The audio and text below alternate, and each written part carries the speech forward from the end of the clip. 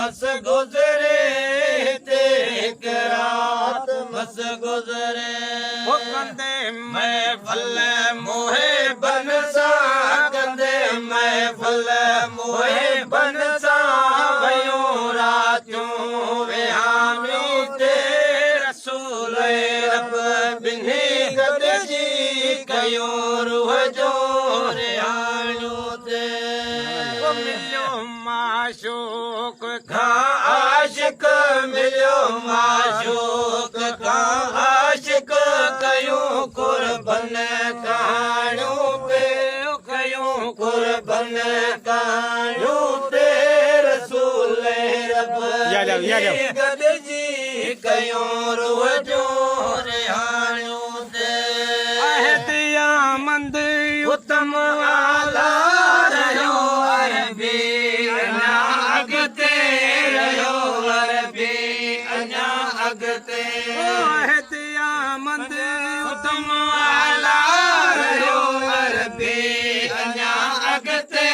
रहियो अरबी अञा अॻिते अहतियामंद बिनी विच में अहद अहमद अहद अहमद बिनी विच में नूरानी गिलम विछाया पे नूरानी गिलम विछाया पे रसूल रब बिनी गॾिजी कयूं रूह जो रिहाणियों ते मिलियो माशूक खां आशिक मिलियो माशूक खां आशिक कयूं कुर्बन कहाणियूं पे कयूं कुर्बन कहाणियूं पे रसूल रब बिनी गॾिजी कयूं रूह जो रिहाणियूं ते वञी गॾिया सतो सत साल तो पढ़दो हिजाबन जो लथो पढ़दो हिजाबन जो असल साजन वञ अॻिते असुर शाजन वञ अॻिते गुजो गुज सां ॻाल्हायो पे गुजो गुज सां ॻाल्हायो पे रसूल रब बिनी गॾिजी कयूं रूह जो रिहाणियूं ते मिलियो माशूक खां आशिक मिलियो माशूक खां आशिक कयूं कुर्बन कहाणियूं ते कयूं कुर्बन कहाणियूं ते रसूल रब बिनी गॾिजी कयूं रूह जो रिहाणियूं ते अरे यार रसूल जा पंज तन पाक बज़ार ला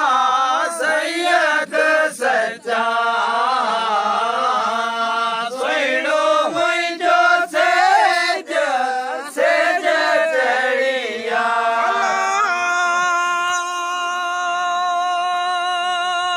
मोहम्मद मोड़ बदाला सैयद सच्चा सुहिणो मुंहिंजो सेज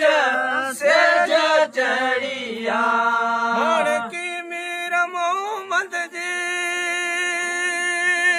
चुस्त मन साण चुमाल ला सैयद सच्चा सुहिणो मुंहिंजो सेज सेज चढ़िया मोहम्मद मोड़ बदान ला सैयद सच्चा